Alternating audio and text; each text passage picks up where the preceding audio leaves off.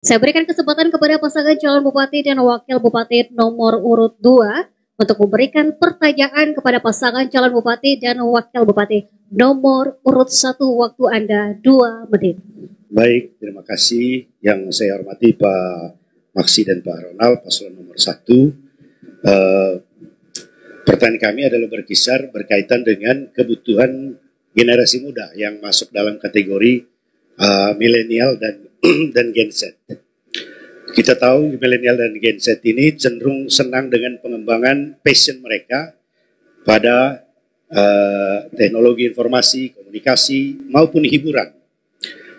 Hiburan terutama mereka butuhkan ruang-ruang publik yang menjadi area mereka untuk melakukan atau berekspresi. Pemerintah Kabupaten Manggarai sudah membangun Natas Labar, antara lain tujuannya sebagai sebuah ruang publik adalah menyediakan wahana atau tempat bagi para generasi muda, Gen Z dan milenial untuk menginginkan atau mengekspresikan passion mereka. Kami menangkap dari beberapa pemberitaan bahwa paslon nomor 1 di beberapa tempat justru malah tidak setuju dengan pembangunan Natas Labar ini. Karena itu kami menginginkan penjelasan sehingga kita semua akan mendapatkan jawaban yang pasti tentang ini. Dan pertama, yang kedua tentu adalah bagaimana cara untuk menyalurkan atau menyediakan tempat bagi Gen Z dan milenial untuk mengekspresikan passion mereka. Saya kira dua hal itu menjadi penting bagi masyarakat Manggarai pada hari ini. Terima kasih. Kami kembalikan. Cukup? Cukup. Baik, terima kasih paslon nomor urut 2. Selanjutnya saya berikan kesempatan kepada paslon nomor urut 1 untuk memberikan jawaban. Waktu Anda 2 menit terhitung sejak Bapak mulai berbicara. Silakan paslon nomor urut 1. Baik, terima kasih. Ya. Dalam konsep untuk pemenuhan kebutuhan masyarakat, itu terbagi dalam 3 komponen dasar. Yang pertama, urusan pelayanan wajib dasar yang berkaitan dengan pelayanan wajib dasar, kemudian urusan wajib yang tidak terkait dengan pelayanan dasar, dan urusan pilihan. Ya. Saya pikir bahwa prioritas kita untuk mengalokasikan setiap kegiatan itu, yang pertama harus pemenuhan kebutuhan dasar masyarakat yang ada standar pelayanan minimalnya dulu.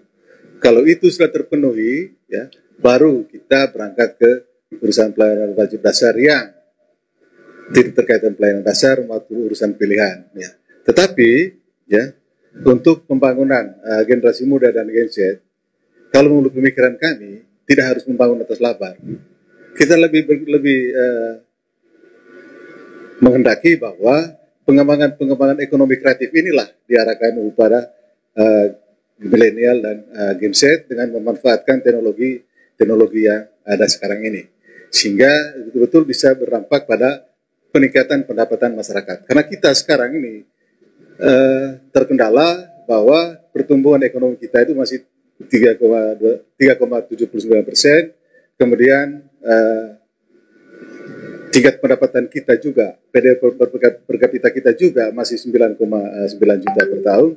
Nah, ini mungkin kita fokus ke sana, anggaran-anggaran yang ada ini. Nah, untuk kaum milenial dan Gen Z ini masih ada ruang untuk menambah pendapatan perekonomian keluarga dengan kita mengalihkan mereka lebih ke kegiatan ekonomi kreatif. Mungkin itu menurut pemikiran saya kembalikan. Baik, terima kasih kepada paslon nomor urut 1 yang telah memberikan jawaban. Selanjutnya saya berikan kesempatan kepada paslon nomor urut 2 untuk menanggapi jawaban paslon nomor urut 1. Waktu Anda 2 menit.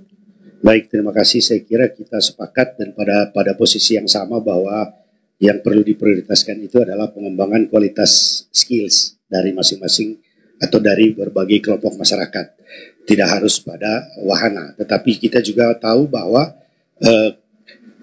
apalah artinya peningkatan kualitas skill kalau mereka tidak punya tempat untuk mengekspresikan kemampuan dan daya saing mereka.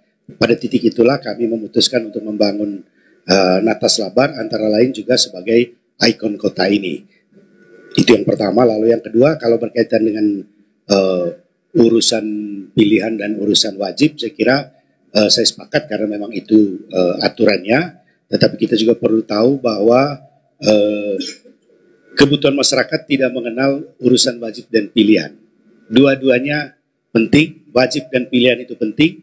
Kebutuhan sekecil apapun harus tetap dipenuhi. Itu pertama prinsipnya. Lalu prinsip yang kedua adalah kita tidak bisa menunggu urusan yang wajib terpenuhi dulu baru yang pilihan kita penuhi kemudian. Saya kira kedua-duanya berjalan bersamaan sejalan dengan kondisi kemampuan keuangan daerah. Mungkin itu sekedar catatan dari saya, tapi yang paling penting adalah bahwa kita pada posisi yang sama berkaitan dengan peningkatan skills generasi muda menjadi sesuatu yang utama. Saya kira itu, saya kembalikan. Baik, terima kasih. Masih ada waktu? Cukup? Cukup. Baik, terima kasih paslon nomor urut 2. Selanjutnya kita akan mendengarkan tanggapan balik dari paslon nomor urut 1. Waktu Anda 2 menit. Baik, terima kasih.